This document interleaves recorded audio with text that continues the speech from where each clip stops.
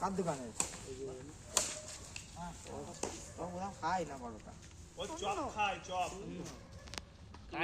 দোকান থেকে চপ কিনছি যা বাবা তেল দিয়েছে রে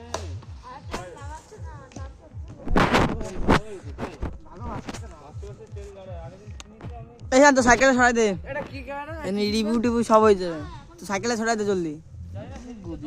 ধর ধর ধর সব কিছু করে ঘুগনিও করে